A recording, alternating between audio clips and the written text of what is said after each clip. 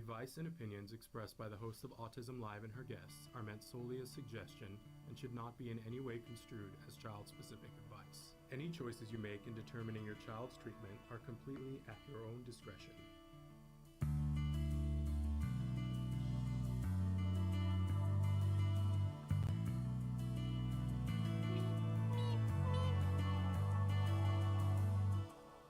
Good morning and welcome to Autism Live. I'm Shannon Penrod and I'm so excited to be here with you today. We got a big show planned for you, lots and lots and lots of things to discuss. We've got an amazing guest. Kashif Khan is going to be joining us a little bit later on in the hour, and he is the author of the book, The DNA Way. We're going to be talking with him specifically about his view of autism. We know that Secretary Kennedy has said that they are going to give us the cause of autism first it was by the end of the summer, then it was September, which I think is the end of the summer. And there's been a lot of shock and disbelief about that. We've already shared on this show some of the studies that have come out that have pointed to some very specific things, and Kashif is going to be talking with us about his beliefs on what we're going to hear, and that it will very likely be more than one cause, which, you know, I think that's pretty much how we believe here as well. So excited about all that, but we are live right now on Facebook, YouTube, Twitter, and a couple of other dozen places. Hi, Rodney, how are you? It's so good to see you. I know you even joined us when we went live for about 30 seconds from the carpet of the Ed Asner poker tournament the other night. We're going to show you a clip from that today, and you'll be able to find another clip, a longer clip, on our YouTube channel. But thank you for joining, because we just went live to say we're here. We used to do those live on the carpet. It's an endeavor, you know what I'm saying? So now we record, and it's just so much easier on my 62-year-old head.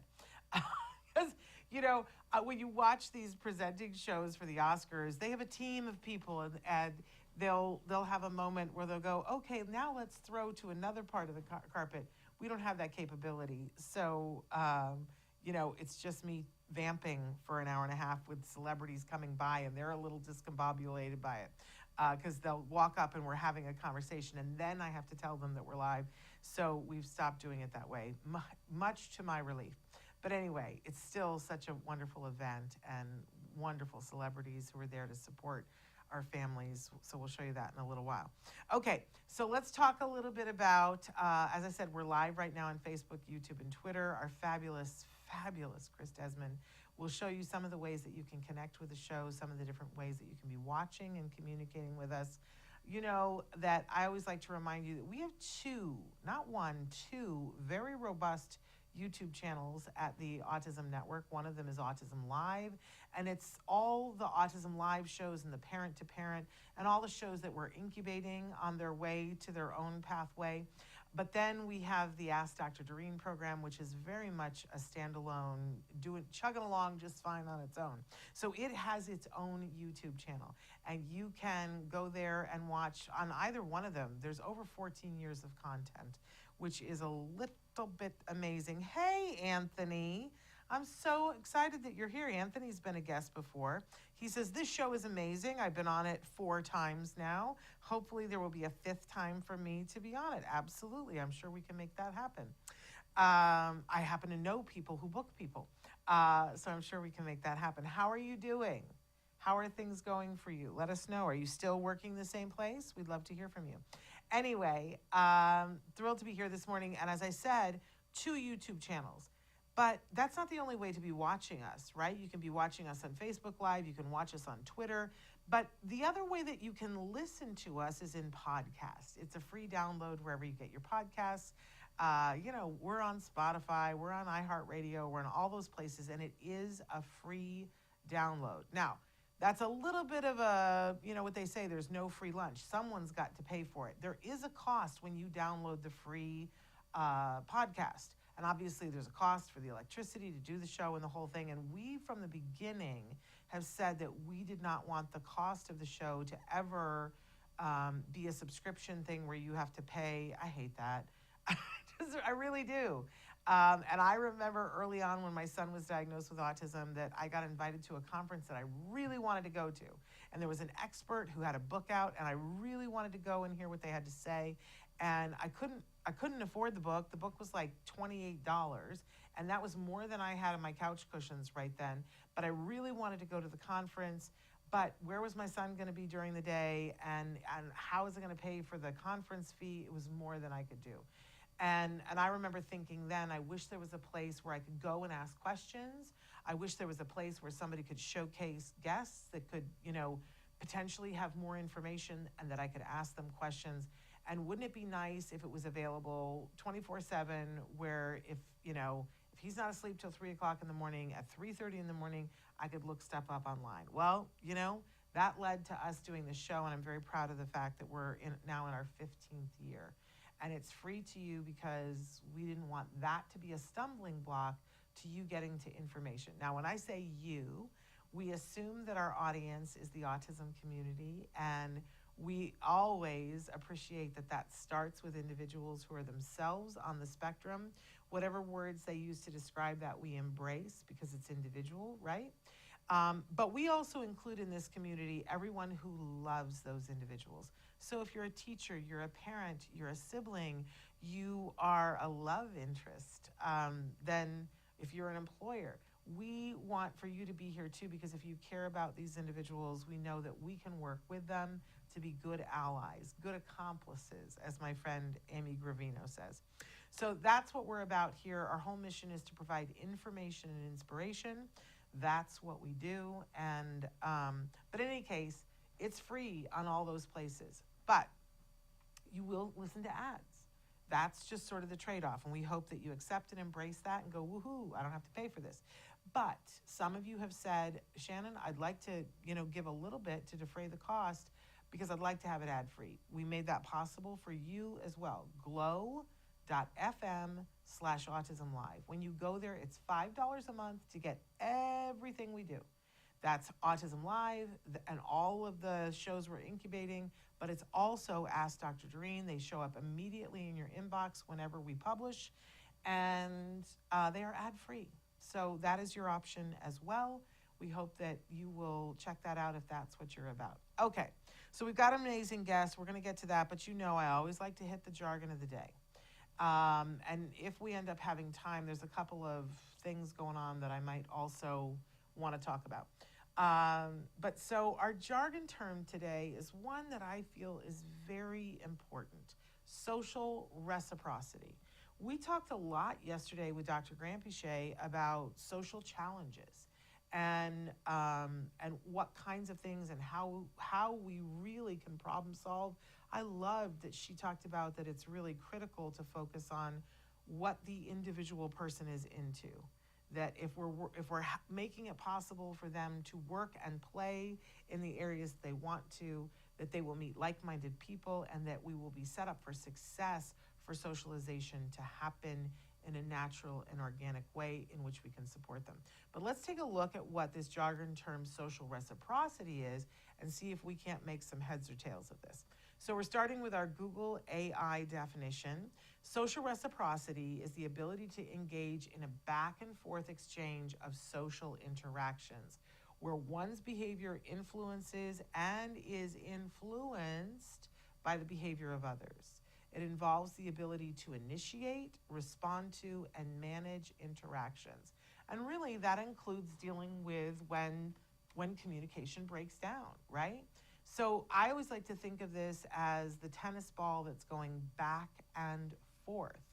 And, listen, let's face it, we're all somewhere different on the spectrum of being good at this, right? I know some people who are just brilliant at this and they do it effortlessly, and you would never think for a second that they were having to think about something because they're just so good at this kind of thing. And then there are people who appear to be good but are struggling on the inside, right? And then there are people who are really lost here, where maybe they've got one side of it that they can communicate their needs, but seeing if that's working and responding when somebody asks them a question might be really challenging for them. And then there's the flip of that too. People who don't have the ability to advocate for themselves, but they're soaking in everything that's around them. And really, what we would like is some form of mixture of both of these things to work well, right? It might be taxing. It might be something that somebody can't do for a long period of time. But I know people talk about masking, and there are times when you will pretend to have a skill that really is very taxing for you. And that is a distinct possibility. But what we'd love is for it to not have to be, I love in My Fair Lady when it's the whole thing, they're teaching her how to speak in a way that she can be understood other than her Cockney voice. And there's the moment where the guy says, by George, I think she's got it. It would be nice if we could help support individuals to get to the point where it's not taxing for them. Let's go ahead and look at our next definition. This is our working definition for this. Social reciprocity is about playing and talking with others in a way that feels fair and friendly. This is really what we're talking about getting to, not the masking. It means taking turns. It means listening and responding to what others are saying. When we practice social reciprocity, we learn how to be good friends and enjoy our time together. It's like a social dance where everyone gets a chance to participate and feel included. And I love this definition. This comes to us from goalie.com. But I do think that there are times when we start to learn a skill and we're not good at it.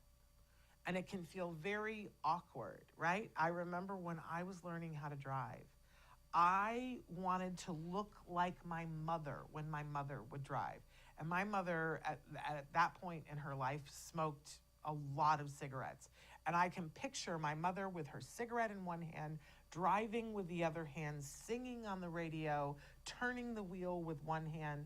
And I just thought it looked so glamorous. Right now I go, that's really dangerous and unhealthy. But at the time, as a teenager, I was like, I want to look like her. But when I drove, it was the hands at 10 and 2, and I was looking at that mirror and looking at that mirror and like, oh my gosh, focusing to get, it was a lot to take into consideration. I think now, I'm still not good at driving and talking. I'm one of those people, but where I really have to focus. But I think that, the skills became much easier for me. They became much more fluid. So one of the soapboxes that I like to get on is that these are important skills for an individual who's on the spectrum, to be able to advocate for themselves and to be able to have this reciprocity of the back and forth, that they can say, I would like to have the baked potato with the sour cream on it, right? So I'm advocating for myself in the most basic of ways. That's such a privilege, right? But if somebody then asks them a further question, that they're able to take that information in and respond to that. But sometimes we have to work on it in such a way that it will take a little while until the skill becomes their own. But for me, I just want to say that if we can make this something that becomes the person's own skill in the way that they are comfortable, because there's more than one way to do this, right? Then we don't have that masking thing. There were at Asner Poker Tournament the other day, there was a whole group of us who were talking about, people were confessing, going, I'm really not good at this kind of a thing. I'm not good at being around this many people and this many celebs and this many people strangers that I don't know. And at a poker table, you're sitting next to somebody and you strike up a conversation. And we were really talking about how some people are just so comfortable with that. But there were a lot of us that were there that claimed to be shy. And I claim to be shy. But over the years, I was encouraged to be brave and speak to somebody. And so it does not take the energy that it used to for me to overcome that. I'm still exhausted after a social interaction because it's a lot of sensory for me, and I'm not on the spectrum. So I always think, what is it like for our friends who are on the spectrum? It can be so much. But if we skill build, little by little, we can get to things that are easier. Now, I'm not sure. We're good. Okay. So I'd like to take a little break and show you just a little bit of that Asner Poker Tournament. so that you can see some of the wonderful celebs that we had the opportunity to meet. Then, when we come back, my guest is going to be here, and we're going to talk about all kinds of things, health, that might expand your mind a little bit. So, we'll be back with Kashif Khan. Stick with us, but take a look at the Ed Asner Poker Tournament.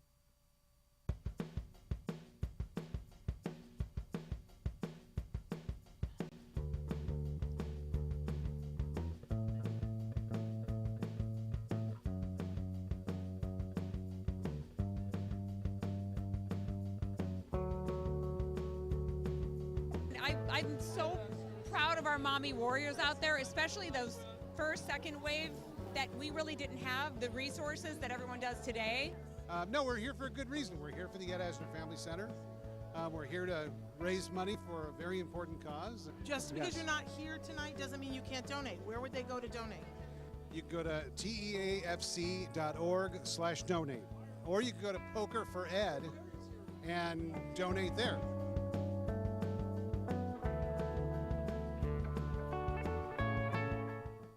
I see that, and I really miss Ed. He would be so proud of them and what they have done at that center. And, you know, you still can donate. That it's really, if you think what they're doing at the Ed Asner Center is important, as I do, feel free to make a donation of any size. You can do it through the poker tournament. You can still do Poker with Ed, or you can go just to their website, teafc.org. It stands for the Ed Asner Family Center.org, and click the donation button. And they'll take stuff too. Like, they are always asking for donation of art supplies. You know, it's about to be a great time of year to go and buy art supplies en masse, and then you can make a donation. They'll take crayons, you know. Even I've given them a bucket of old crayons that they melted down for a project. So everything is welcome, and they're doing amazing work there. So I hope you check it out. It was really, I love watching that. I got particularly emotional about meeting Josh Malina for the first time. I've always loved him as an actor. Oh my goodness. And so that was, and it was my first time meeting Jenny McCarthy. And I want to say this, that I got very teary-eyed when I spoke to her, because I many times we've had Holly Robinson Pete on the show, and I have said to Holly a million times, and thanked her, that there was a day when Jenny McCarthy and Holly Robinson Pete went on the Oprah show. And it was a couple of months after my son was diagnosed, and they saved us because they spoke about the realities of being parents. And I remember they set up a phone line, and people could call in, and they stayed for hours. I did not call in, but I say a lot of times it saved me. And I was able to say that to her for the first time to her face. We had a little teary moment. It was all good. It was really amazing.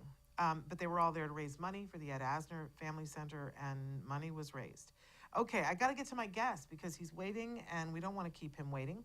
Kashif Khan is a best-selling author of The DNA Way. He is a celebrity longevity coach. Gosh, do we need that?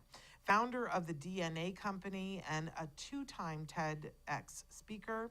He is a pioneer in and a driving force in the functional approach to genomic interpretation, overlaying environment, nutrition, and lifestyle on the genetic blueprint to create personalized longevity plans.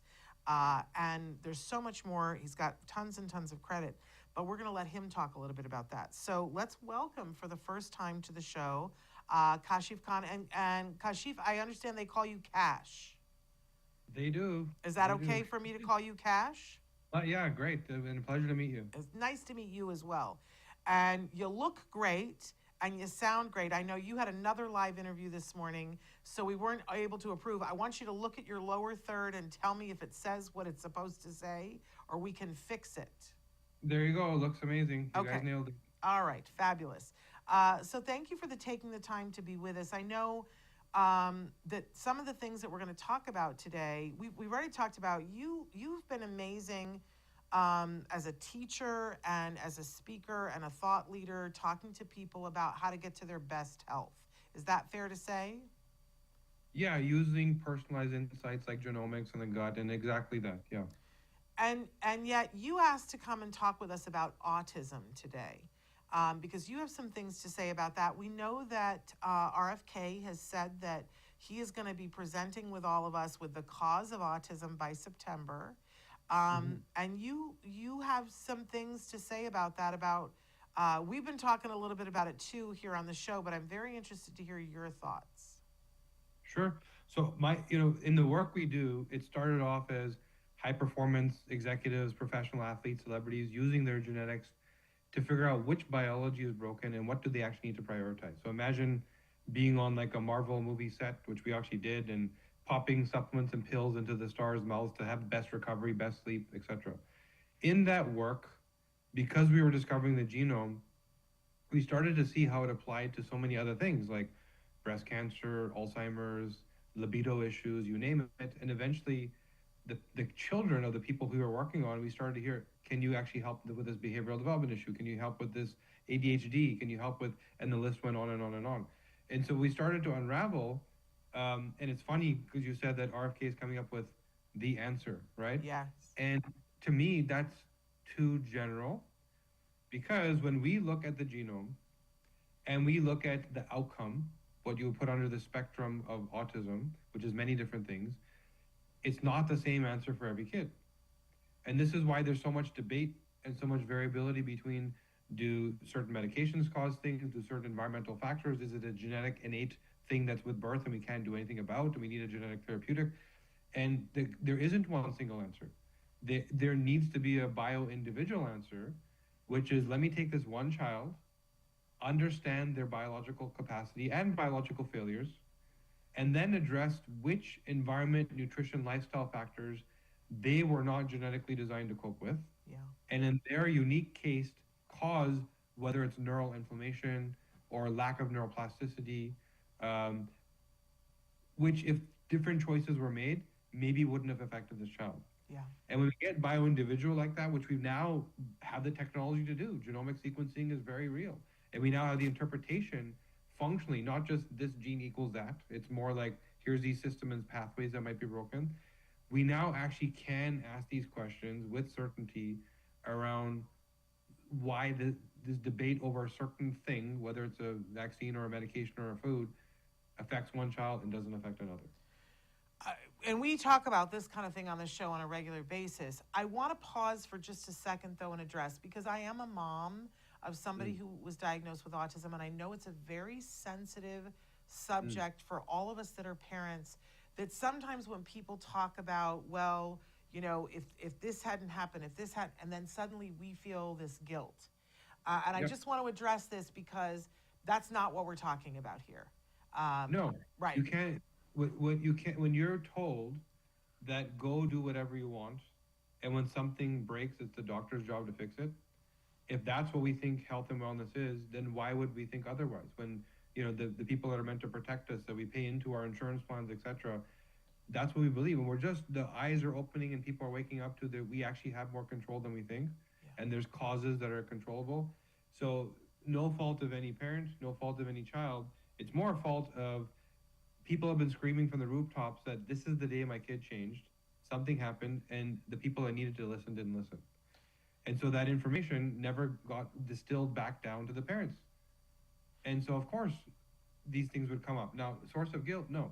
Source of, if I know the cause, if I know a certain biological failure, hormone system, detox system, methylation system, I can now start working on solving the right problem. Yes. So maybe I started a bit late because this information is new, but now at least the guesswork, the stress, like I can now start working on the right thing. So depending where you're at, you're just starting at a different place.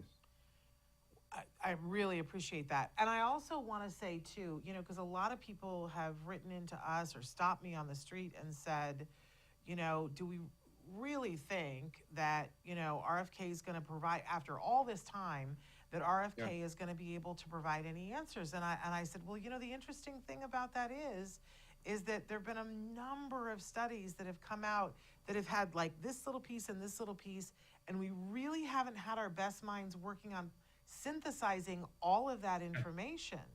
And that if we really are going to put some energy into we all love to talk about science, but then if we're not putting the different pieces together, and I don't know if you saw, we did a show recently where there were 3 specific studies that have come out in the last year that have shown clearly about the environmental impact on a mother's body and how that can cause difficulty for the unborn child, and that autism happens to be one of the things that it affects, but so many other things as well.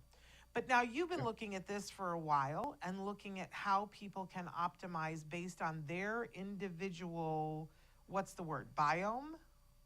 Is that the word? Well, their genome. So Genome. it's really, so think about your DNA as an instruction manual. So you have 50 trillion cells that make up the human form. Every single cell has inside of it DNA. And depending if it's a kidney cell or a heart cell, it's reading the kidney page or the heart page to know how to do the job it's supposed to do. And if you read this book, there's spelling mistakes, there's pages missing, there's paragraphs that are in the wrong place.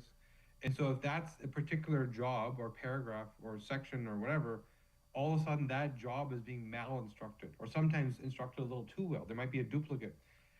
So if you read that instruction manual, you start to see that perhaps the mother, like whom you said, has a toxic burden in her body was because there's certain detox pathways that she was lacking. Yeah. And the exact same community, exact same habits, exact same school, another mother doesn't have that toxic burden because she was not lacking those detox pathways. Take me, for example. There's a gene pathway called GSTM1. And GSTM1 is a primary driver of glutathione activity in your gut. Glutathione is this master antioxidant that helps you neutralize and detox toxic threats. So that gene, there's a phenomenon called a copy number variation, which means it's not about a variant or a mutation or a spelling mistake. You might just be missing the gene. The entire thing doesn't exist. And that's the case for me. The GSTM1 gene, which is meant to defend your gut against the pesticides, plastics, packaging that come along with your food, I don't have that gene. So now when people believe a certain nutrient or preservative to be safe, but you're missing this gene, it's not the same context anymore. I'm going to end up with leaky gut. I'm going to end up with Crohn's, colitis, IBS, toxic substrates exiting my gut wall straight into my, crossing my blood-brain barrier, getting into my brain, causing inflammation, right? So the exact same choice of, do I eat that bread that was sort of, the wheat was dried with the drying agent so that it could be stored in a grain silo? Doesn't matter for most people, but it matters a lot to me. Yeah. Right? And so now you can ask this question of every biological function, from the way you make hormones to the way you process neurochemicals. Some people are more reward seeking, some people have more anxiety, some people are more emotional. That's all genetically predetermined. The maps all exist. You can ask this question about your metabolism. Does it matter if this child eats carbs or not? Does it matter, can they actually handle a high-fat keto diet, which some people use to help the brain? So all these questions we ask can be addressed uniquely, and that goes back to the very first thing I said, that I don't see how we can come with the answer because we are not all the same people. So how would that answer apply? We can come up with big paradigm level thinking, which is the toxic burden is causing inflammation, the disrupted gut is causing lack of immune function. We can come up with big concepts like that, but each individual needs to focus on their unique broken biology to know what the priority is. And I think you're right on the money. I think that all the thought leaders that I'm talking to are coming to the same spot where we really need to know causes, but then we need to look at each individual and get them as healthy as possible. Now, for you, how did you find out that you were missing this page in your genome? So it's funny because the stuff that I speak of, usually it's like going to a PhD, a clinician, a scientist of some sort. And I actually don't formally come from the industry. So I actually ran a agency for technology startups in Toronto where I live to help them grow. So I was like the entrepreneur that could see the opportunity that they didn't see because they were new. And as a consultant would help them grow. I got sick. So I got eczema all over my face. I got psoriasis all over my body. I had gut issues, depression, reflux. The worst part was migraines. I couldn't function because of the pain. And my simple question to the doctor was, I've never been sick. Now all this stuff is happening all at once. What did I do? What did I eat? What did I breathe? What did I touch? I must have done something. And that was the first time that I knew that's not what the allopathic healthcare system does. It's diagnose and prescribe. Here's what your thing is called. Here's the pill you need to take. Right. Versus why did it even happen, which is the functional interpretation. So being the problem solver entrepreneur that I was, I funded my own research and I started studying naturopathy, homeopathy. I took courses at Harvard around genetics. Traditional Chinese medicine, even you name it, I touched upon it.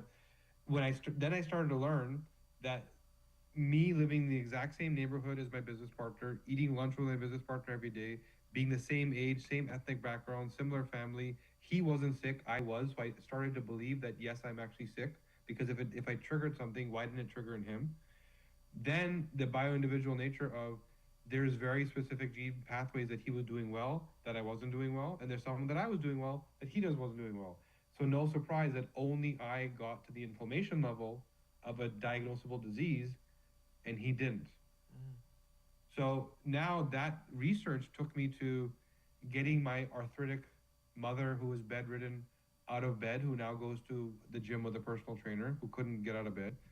My anxiety-induced niece who was failing school and trying to run away from home to now thriving in university, and getting friends off of medication, etc. I then realized sense of purpose. Up until now, everything I've been doing is transactional. This is beyond that. Maybe I was put here for a reason. And I literally walked up to my business partner and said, you keep the company.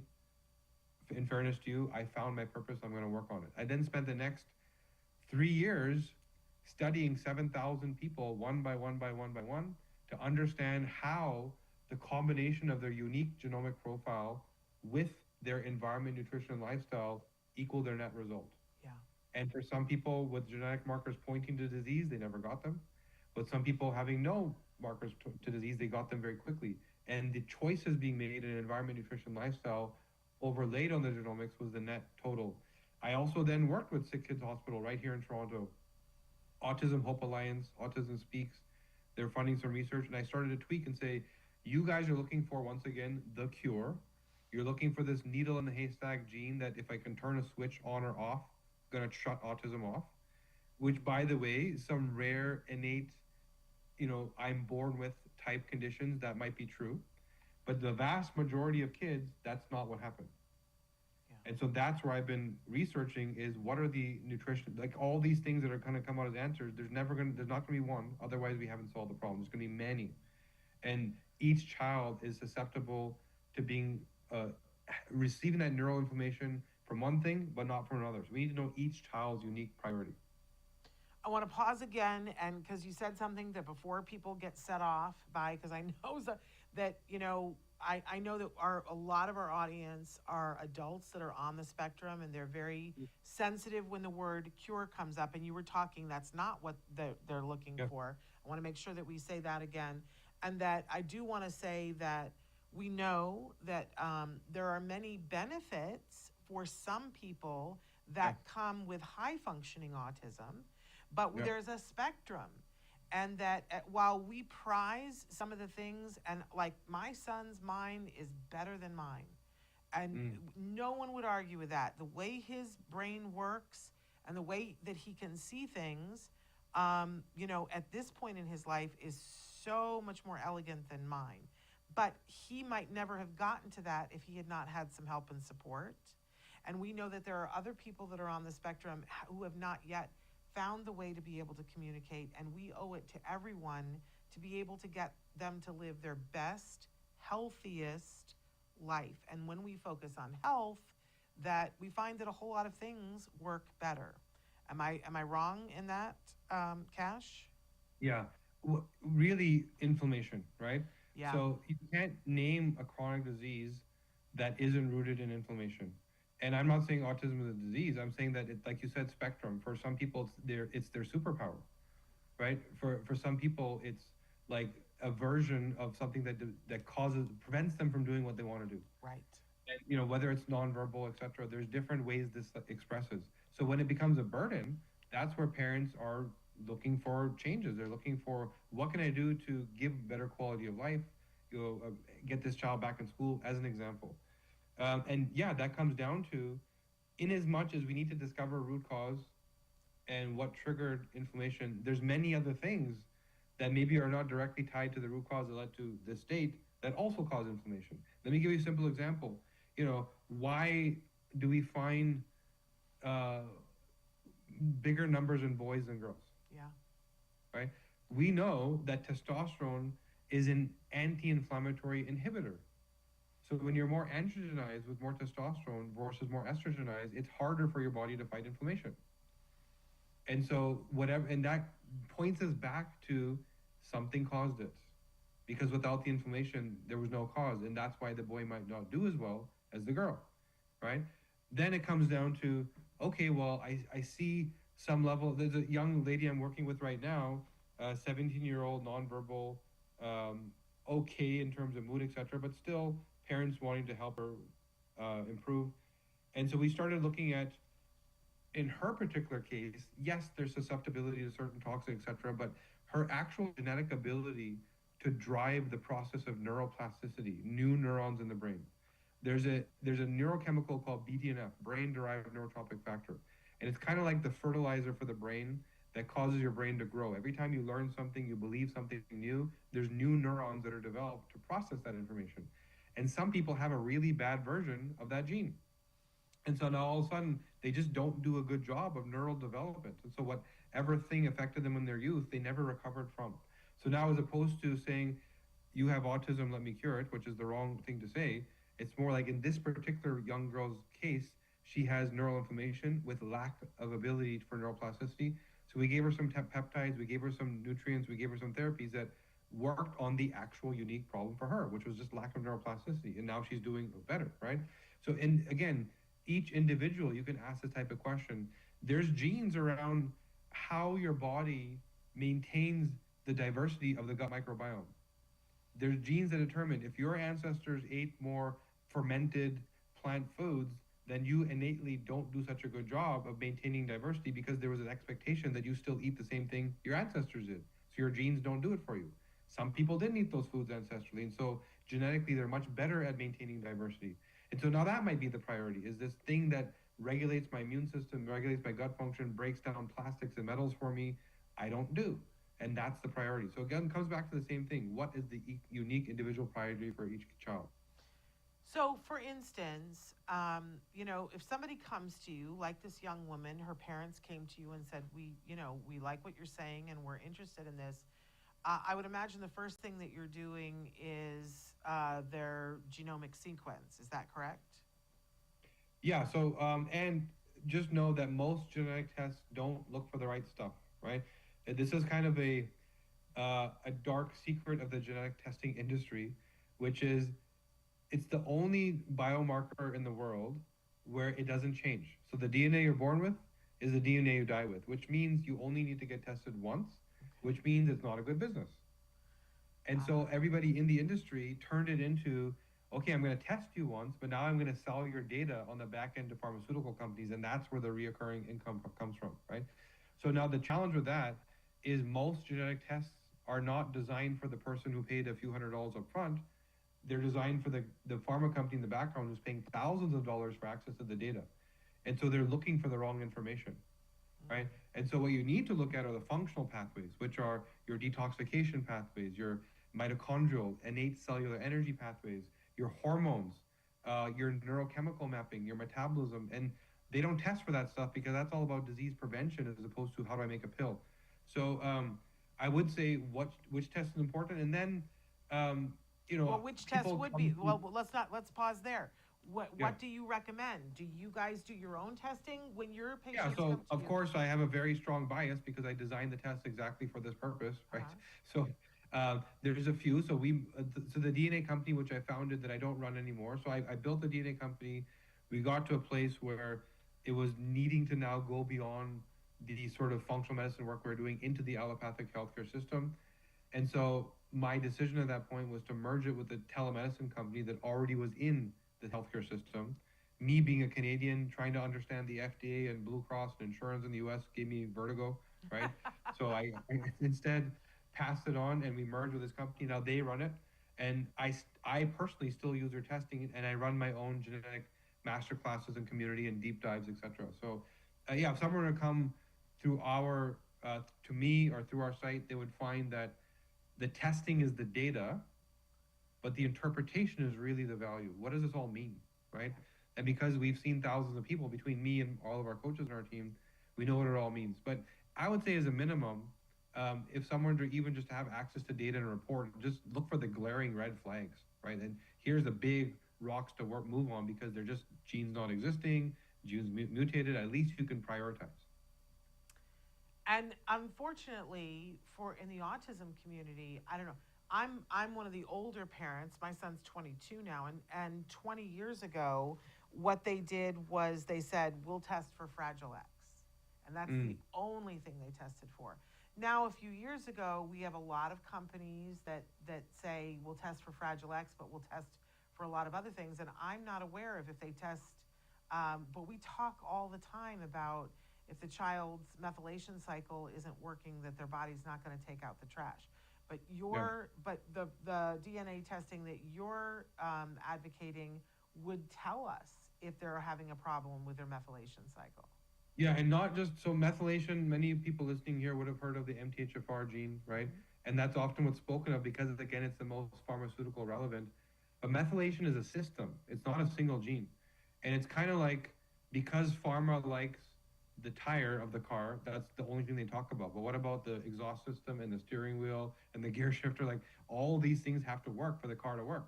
And so methylation is a number of genes in a system where MTHFR happens to be the starring character. But what if you have great MTHFR genetics and a clinician says, this is not the problem, let's move on. But MTHFR is a single link in a chain of 7 or 8 other genes, and they're all not working. Yeah. So does that mean your methylation is good? Right. And so you have to first understand the system. You have to understand the gene that drives each step of the system, and then you have to look at every single gene in that system, and now you can actually make a net call. And more specifically, you can know where in the system to intervene, because each gene needs a different intervention, whether it's a nutrient, a therapy of some sort, and you can be very precise.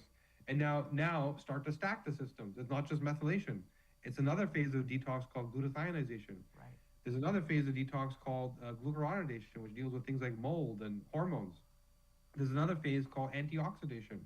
And if you don't look at all these phases, you might say, I have good methylation, toxins aren't the problem. But that's one of many phases of detox. And you have to look at the whole, from step one till the project is done. And if you don't look at the whole thing, you're looking at one component, trying to make a judgment on that process of detox. And this is where most genetic testing companies fail, because they're looking for single genes that are like pharmaceutically studied as opposed to systems and pathways. But if we do the DNA company testing, we're gonna get the data for that. But what I'm really hearing is that then we need somebody to interpret the data, So there's two layers. There's either you put in the time and you review all the data and you learn, because the process, I don't believe you should need someone to understand your own body, right? I believe that that's a concept of the business of clinicians, which is I want to see you every 2 weeks because that's how my business grows. Right. Versus why, if your DNA is never going to change, why don't I teach you how to interpret your DNA and then you never need to talk to me again? Yeah. Because every future problem is also going to be solved from the same DNA, which didn't change. So there are layers to this where I do believe people can just get the data reviewed on their own, but there are deeper dives where, yeah, whether it's me or one of our clinicians who can recognize the patterns, can save you time, find shortcuts, right? A question of how much time do you want to put in, and time versus cost. That's really the question, right? Yeah. Well, let's dive in there. So if we do the testing, I don't know if you're at liberty to be able to say about what a range would be for getting the testing done. How much on average? With transparency, like this kind of functional testing is in the $500 range, okay, right? Coaching can be a single hour from a couple $100 with some excerpt all the way up to people want to work for like 3, 4, 5, 6 months to actually get through the entire detox process, and we guide them through the mold and the chemicals, and it's again question of work versus budget. So anything is possible. I have people that are on retainer, like I have Hollywood celebrities that call me every 5 hours saying, hey, I need to gain 5 pounds of muscle for this movie, go check my DNA, right? So Right. it can be all the way up to that. You don't need that, but it's a question of how much support do you want. Okay. And then if we're talking about individuals from the autism spectrum getting the testing, what is the testing like? Is it a buccal swab? Is it a hair thing? Is it blood? How do we? It's a swab of the inner cheek. Okay. It used to be a saliva sample because it was difficult to get enough DNA to look at the very unique variants we look at. But now the technology has gotten better, and we can do it with a swab. 20 seconds here, 20 seconds here, and you're done. And is it the kind of thing that we can order online, the test, it comes home, we do it at home and send it off to get the test results? Yeah, you can. And you know what? For the sake of the community, I'll ask our team to set up like a discount code for you guys, right? Love that. I would just say keep it within the community just for you guys. And Yeah. I also understand, with health concerns also comes financial concerns. It's the number one cause of personal bankruptcy in the U.S. is due to healthcare costs. It's an unfortunate thing. Yeah. So I want to also extend and help that. So I'll share with you a way for people to do that. Okay, Right. and we'll put it in the notes And also on the share. show. Sorry. We'll put it in the notes on the show Sure, because sure. people will be watching this for years to come. So we'll put it in the Sure. notes on the show. Sure. Wonderful. Well, I'm sorry, I interrupted you. Go ahead, finish saying what No, you were saying. and I would also say many of you may have unique circumstances and may have questions about whether this is even the right thing. And I will tell you, there's some people that I will hear your story, and I might tell you that genetic testing is not the first place to start. Right. We might hear your story and recognize maybe there's something to do with the gut, or because we've been through it so many times before.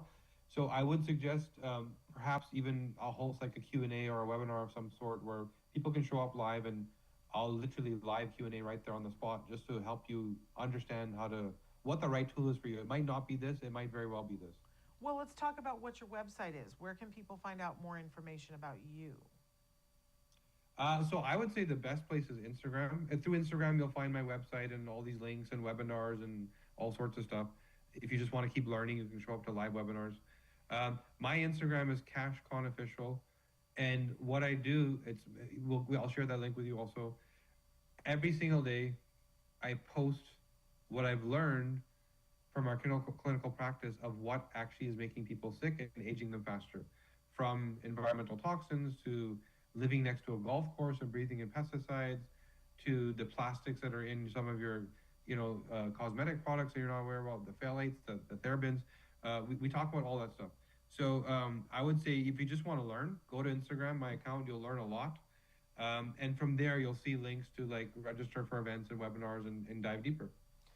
I find that a lot of times when we start talking about this, people get overwhelmed because they're dealing with IEPs and they'll get overwhelmed. But what I have heard before, and I want to hear from you, is that some of the experts have said even if you just make one little change, that everything stacks up, and that there's a benefit.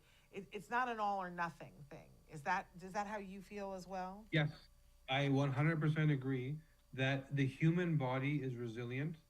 The human body is designed to repair and recover.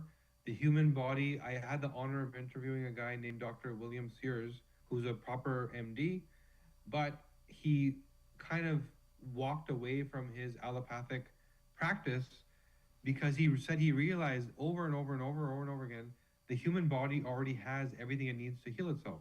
And he calls it the internal pharmacy. And he documented all these chemicals and repair processes and regenerative processes. Look, you can't name a problem that the human body can't fix if given the chance. Yeah. And what did he mean by that? If you consider that, since the 1970s, we've had 144,000 chemicals added to humanity. If you consider that 30% of American tap water has forever chemicals, and if you consider 70% of American homes have mold.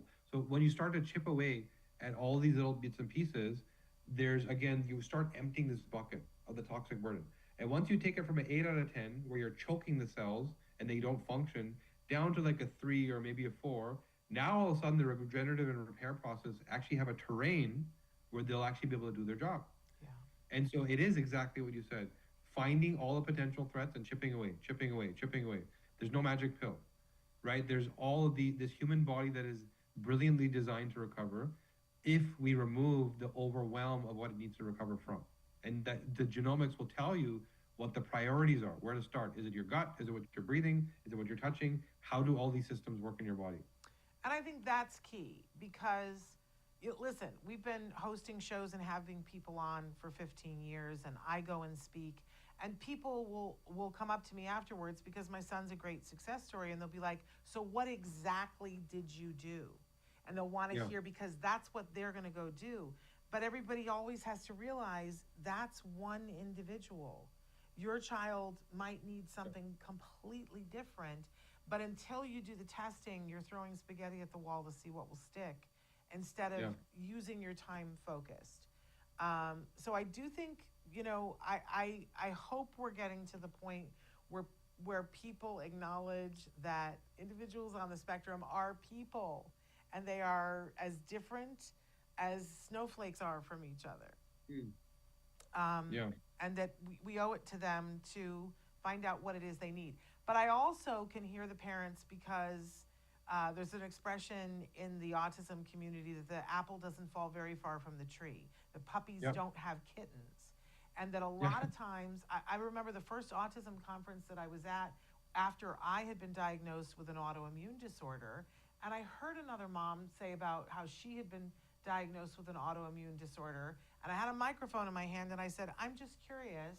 There was like maybe 50 people standing around. I said, "How many of you have been diagnosed with an autoimmune disorder?" And they all raised their hands.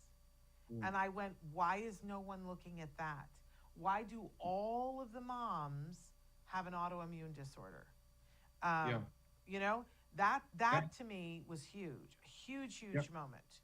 And you're Um, exactly right that when we study genomics and we are in practice working with people, somebody will come in with Parkinson's, somebody will come in with multiple sclerosis, somebody will come in with an autoimmune condition. And we tell them these are all the same thing. These are toxic burden, inflammatory insults in your body, the Russian roulette of which hardware failed first, yeah. whether it's your nerves, whether it's your cardiovascular system, whether it's your mind. That's a question of genetics of hardware versus genetics of software, which is your detox capacity. And so you're exactly right on that the parents have the same genetics of optimability, but they grew up in a different context that wasn't as toxic. Yeah. And so the progression to the neural inflammation was much slower. And it's like autoimmunity instead of behavioral development. Yeah. Right? And that's it. And we've done this work where we've tested the mother, the father of the parents, and we've seen over and over again that those broken gene pathways are leading to other things that are less like acute in the parent just because they grew up at a different time. Right? And they're not as overwhelmed. But all this leads me back to when you're considering what discount, it's lovely that you're going to get us a discount code, but there might be a benefit to a discount code that if they need multiple testing, because I know sometimes the family is deciding, well, we're going to prioritize that the child be tested, but I'd like my other children to be tested. I would like to test myself. So I offer that as just information because I Sure. think that we're probably looking at wanting more than one test for the family. I do want to address that Jesse has written in and said hello. Jesse, I'm so glad that you're here with us. We're down to the end here. We've only got a couple of minutes left, but I'd like to leave our audience with some action items. If somebody were to write in and say, okay, I'm the parent of a 17-year-old, how would you want them best to start? Would you want them to do a phone consultation first or start with the testing? I would say get better informed. So I would say attend a webinar and learn more. Like we're having a discussion here that's very specific. There's more and learning more, and then you'll hear the stories. You'll hear whether this is relevant to you or not. So I would say that, and we can share links to upcoming webinars, etc. Yeah. And I would say that if you don't know the answer, if you know the answer and you've landed on something that's working really great and you're detoxing mold and the child is completely changing, then just keep doing what you're doing, right? Yeah. If you're like, I still don't know, and I've tried all this stuff and nothing's working, that's where I'm saying next step is testing. Because you're exactly right as a parent, I don't know. I don't know where this is coming from. So let's figure it out. And if you know where it's coming from, Now you actually know all the stuff you're doing that there's dollars being spent on perhaps isn't needed. And there's one or two key things to support one or two key pathways, and that's all that was needed. Then all this other stuff becomes more optimization. Let's get the terrain to a much better place. Now you can start tweaking and improving and maybe go far beyond what you even expected. So I would say to the parent who feels stuck, that's where this is important. But I also want to, because a lot of times we have people on the show talking about these kinds of things, Cash, and saying, we hope that in a year we'll know this, or we hope that in with 2 years with autism that we'll know this. But to be clear, this is already there and available. We're not having to wait for this, for the science. You have the ability to do these tests right now and get some answers in some cases, correct? Yeah, I would say in most cases, like it's either we're going to provide an answer in terms of which biology is broken and what to prioritize, or we're going to say that this doesn't look like a chronic caused issue. When we look at all these pathways that are the usual suspects, we actually don't see a problem. Now we go back to like innate genetic therapies and things that are coming. In the next 3 years, you're going to see incredible genetic therapies and peptides and regenerative tools that right now we can't even imagine. The technology, I've already worked with a company in South America that's already has the ability to provide a genetic therapeutic that's actually altering a gene pathway. And the first modality is around body sort of composition, so muscle, fat, kind of like a superhuman steroid, right? Just because that's the person that has the big money that's willing to spend on the expensive research project right now, that's what they want. But now that same technology, you can then apply other targets using the same tool. And right now the targets are being designed. So I would say a few years from now. So again, the chronic issues, yes, let's get going. The innate and more acute issues, I would just give parents hope that there's some really cool technology coming around the corner very soon. Okay. Well, we really thank you for the time that you're here. Say the Instagram again. Yeah, so Cash, K-A-S-H, K-H-A-N, so Cash Khan Official, Cash Khan Official. And just meet me there and, you can send a message there, send an email, whatever you'd like. Register for our next webinar and see what things are about. And come live on a webinar and just ask whatever questions you want. I do it regularly where we just do it as a service. Show up, ask your questions, bring your personal story, and I'll try to address it myself. There we go. And your book, where can we get your book?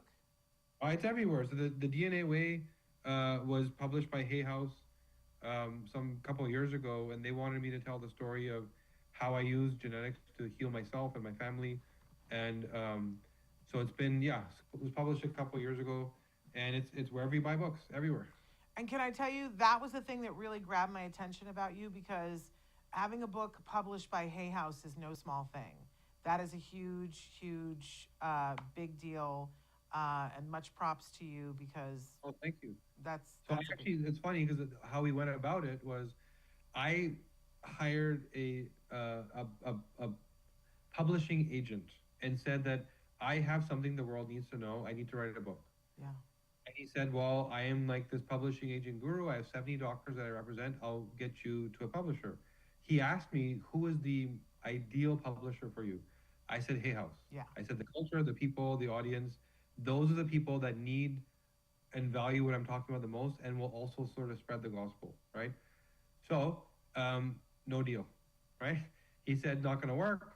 You're not a doctor. You're not this. It's not going to work. And no, it won't work. So I went to an event where the CEO of Hay House was going to be there. And I ran his genomics, showed him everything that he needed to know. He was so blown away that they called me saying, we want to pay you to write a book. Nice. Right? And nice. so, yeah, because they also knew the world needed to know. Yeah. And so it was meant to be. And it was like, so I spent some time it's just pure give back. Let me just write this thing so the world actually has access and knows. Amazing. Well, that's a great story. Yeah. And you did it on your own. I love that. Well, we really appreciate you taking the time to be here with us and share the information. We hope that people find you and ask more questions and find their way. But it, Pleasure. it should be a very interesting year. I think we're going to hear a lot of things, and that the Yep. general public is going to hear a lot of things that have been there, but nobody paired it with anything else or paid attention to it. And it's time. It's time to pay attention. I agree. It's gonna be a great year. And I love that the focus is that, why wouldn't we help this community to be as healthy as possible? For me, that just feels like almost a civil rights issue. Let's make sure that our kids are healthy. They have a right to be healthy, and that will help them lead their best lives. But I thank you so much for all your work and all your time. We'll have to have you back on the show at some point, but I appreciate you Honor, very thanks. much. Let us know Thank- what the discount code is, and we'll make sure that we'll include it. I'll send you all that. We'll take care of it. All right. Thank you so All right. much. You take care. You too. Bye-bye. You guys, I hope you enjoyed that. I did. I just want to give a programming note that on Monday, we are having a very special guest who's going to be joining with us on PBS. Last Saturday, they debuted for the first time a show with the leading character is a woman on the spectrum. And that character is being played beautifully and artfully by a young woman who is authentically on the spectrum. And she is going to be joining us on Monday to talk about the show and to talk about herself and what it's like to be a working actress portraying, because, we have lots of actors that are on the spectrum who will come and, it's a very interesting thing because they're portraying someone who is not them. And often the type of autism that the character has is different than their type of autism. So we are so excited to be speaking with this actress on Monday's show live. So you will want to tune in, and hopefully, if you get the opportunity, check out the show on PBS. But we'll be back on Monday. Until then, give your kiddos a hug from me and one for you too. Bye-bye for now.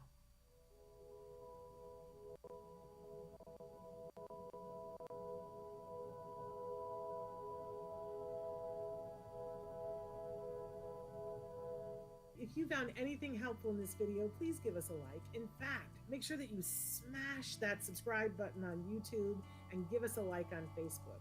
You can also follow us on Twitter and on Instagram for important updates. And please download our free podcast wherever you get your podcasts. Thank you so much. See you next time.